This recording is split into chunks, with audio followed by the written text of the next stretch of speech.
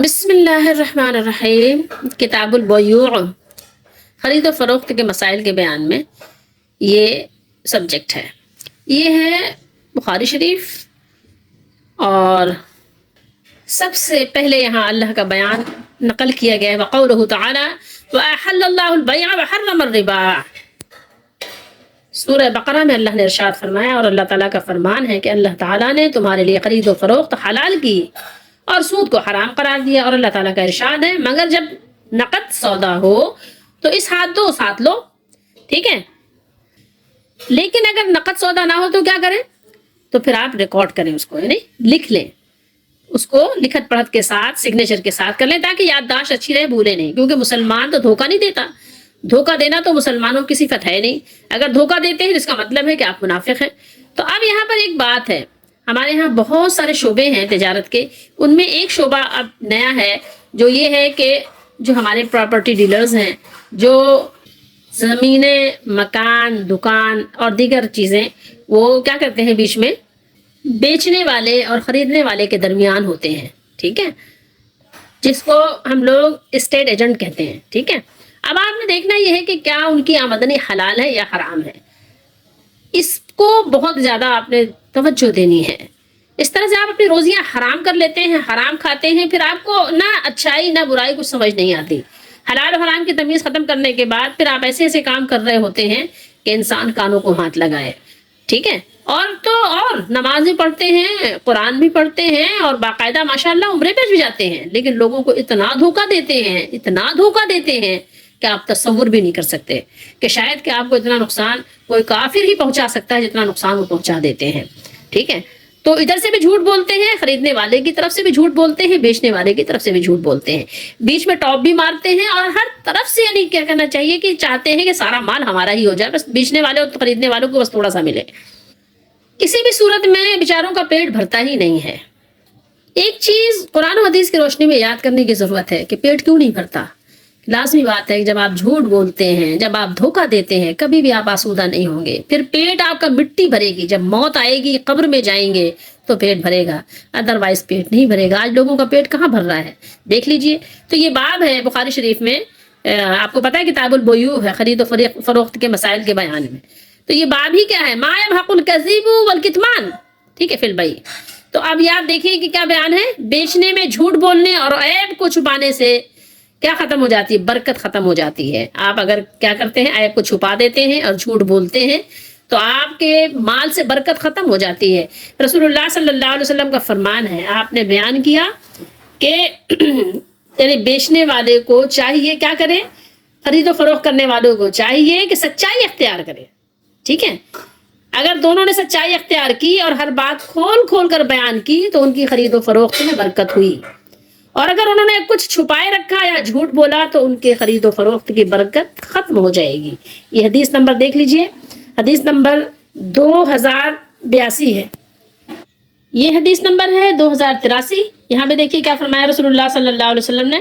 آپ نے فرمایا کہ ایک زمانہ ایسا آئے گا کہ انسان اس کی پرواہ نہیں کرے گا کہ مال اس نے کہاں سے لیا، کہاں سے کمایا، کہاں سے حاصل کیا، حلال طریقے سے یا حرام طریقے سے، اس کو اس بات کی پرواہ نہیں ہوگی۔ ایک زمانہ ایسا آئے گا، لا یأتین علی الناس زمانے کو زمان عربی میں بھی کہتے ہیں، لا یبالی، کوئی پرواہ نہیں کرے گا، انسان کوئی بھی پرواہ نہیں کرے گا، یہ حضرات کوئی پرواہ نہیں کریں گے، ان پر لازمی ایک زمانہ ایسا آئے گا، اور آ چکا ہے وہ زمانہ آ بھی چکا ہے کہ کوئی پرواہ نہیں ہے کہ یہ ہمارے لیے مال حلال ہے کہ نہیں، دوسرے کا حق دھوکہ دے کے کھا لے رہے ہیں، دوسرے کو بتاتے ہی نہیں ہیں۔ یہی سیم حدیث بخاری شریف میں 2059 میں بھی بیان ہوئی ہے کہ ایک زمانہ ایسا آئے گا کہ لوگ اس بات کی پرواہ نہیں کریں گے کہ انہوں نے جو حاصل کیا ہے وہ حلال ہے یا حرام ہے، کہاں سے حاصل کیا اس کی کوئی پرواہ نہیں، بس مال ہے، بس مال ہے، اس پہ خوش ہو، کھاؤ پیو، خوش رہو۔ یہ مسلم شریف ہے، حدیث نمبر ہے 3860۔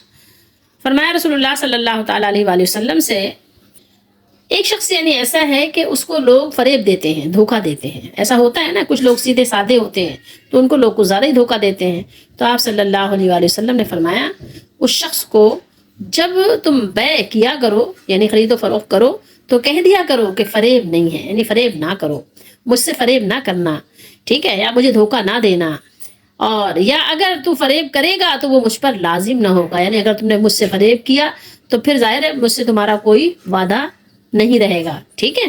تو پھر وہ یہی بات کہہ دیتا، پھر جب وہ بیع کرتا تو یہی کہتا۔ یہ حدیث بخاری شریف میں بھی موجود ہے، یہاں پر ہے 2407 پہ، کہ یعنی دھوکے کے بارے میں وہی بات جو مسلم میں ہم نے پڑھی ہے۔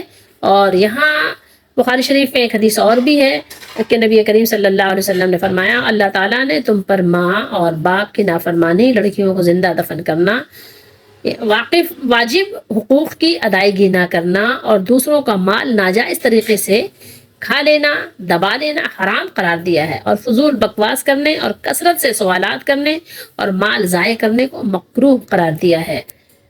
اور یہ مسلم شریف کی حدیث نمبر 3808 پر بیان کیا کہ فرمایا، وہ دونوں سچ بولیں، یعنی کون؟ بیچنے والے اور خریدنے والے سچ بولیں گے اور بیان کر دیں گے جو کچھ عیب ہے چیز میں یا قیمت میں، تو ان کی بیع میں برکت ہوگی، اور جو جھوٹ بولیں گے اور چھپائیں گے عیب کو تو ان میں بیع کی برکت مٹ جائے گی، اور ان کی تجارت کو کبھی فروغ نہ ہوگا۔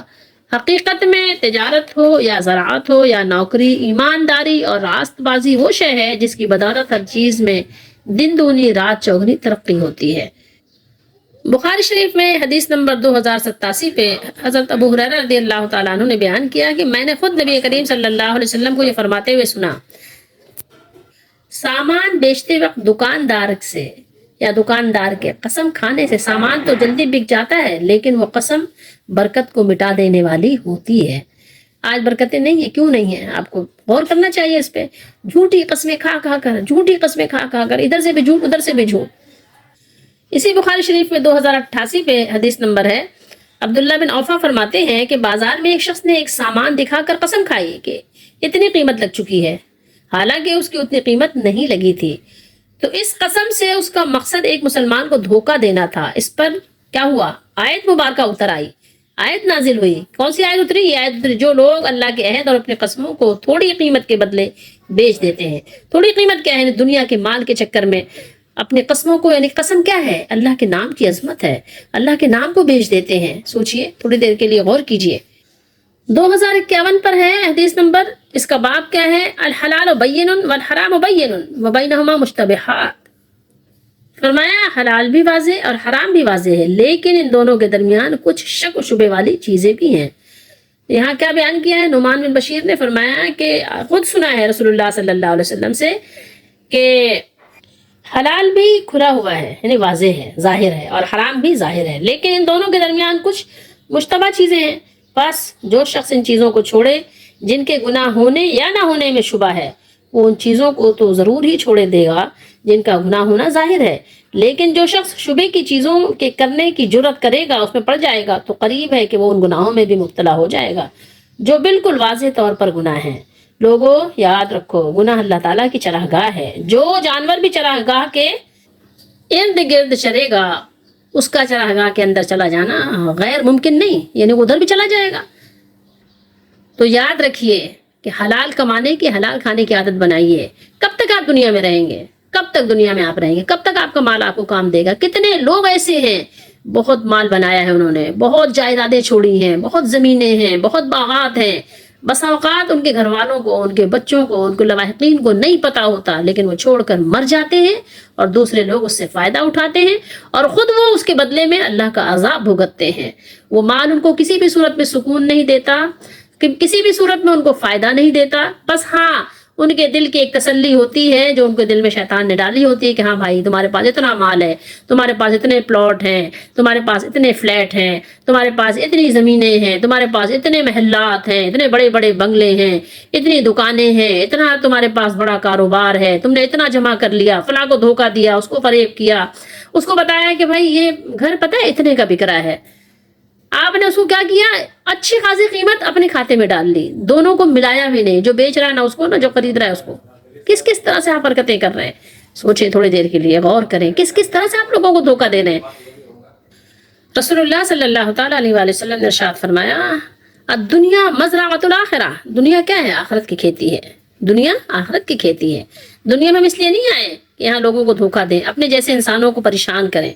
اپنے جیسے انسانوں کو عاجز کریں، ان کے مال کو چھین لیں، ان کو تکلیف دیں۔ آپ سوچیں کہیں آپ کے ساتھ اگر وقت اچھا گزر بھی گیا تو کہیں آپ کی اولاد کے ساتھ یہی معاملہ پیش نہ آئے، ان کو بھی تو لوگوں سے معاملات کرنے ہیں، کہیں ایسا نہ ہو کہ آپ بہت ہوشیار ہیں بھی تو آپ کے بچے کہیں بے وقوف ہوں، وہ جا کے پھنسیں۔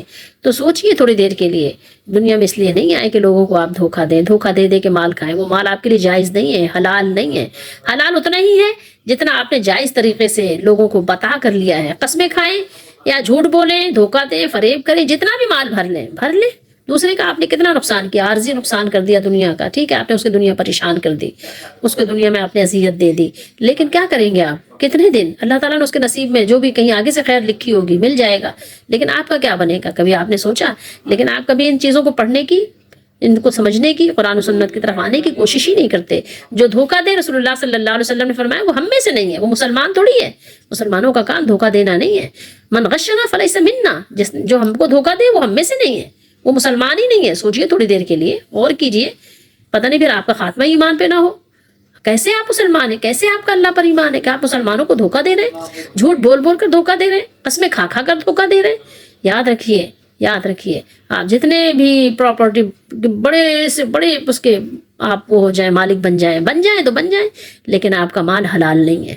آپ کی تسلی جھوٹی ہے کہ آپ سمجھتے ہیں کہ جناب میں تو محنت کر کے یہ کاروبار کر رہا ہوں، محنت کر کے کما رہا ہوں، لیکن یہ سب آپ کا جو ہے فریب ہے، شیطان نے آپ کو دھوکہ دیا ہوا ہے۔ اس سے اپنے آپ کو بچائیں۔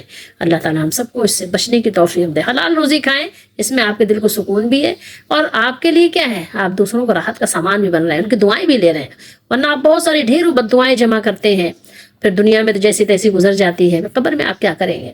قبر میں کیا کریں گے؟ آپ کا یقین نہیں کیا مرنے پر؟ ویسے بھی آپ دیکھیں 50 سال 55 سال 60 سال کے بعد انسان اگر زندہ بھی رہتا ہے تو پھر ظاہر ہے اس کی جو معاملات ہیں وہ ویسے بھی اس کے ڈھیلے ڈھالے ہو جاتے ہیں، اتنی کوئی رغبت نہیں رہتی۔ البتہ ضرور دنیا داروں کے لیے 2 رغبتیں باقی رہتی ہیں کہ زیادہ جیوں، زیادہ مال حاصل کروں، بس ان کی 2 رغبتیں باقی رہتی ہیں، ادروائز تو کوئی انٹرسٹ اتنا نہیں رہتا دنیا میں۔ اللہ تعالیٰ سمجھنے کی توفیق دے، اللہ تعالیٰ سمجھ بوجھ عطا فرمائے، تو آپ لوگوں کو حق لوگوں کو دیں، لوگوں کو حق نہ کھائیں، اللہ تعالیٰ سمجھ عطا کرے۔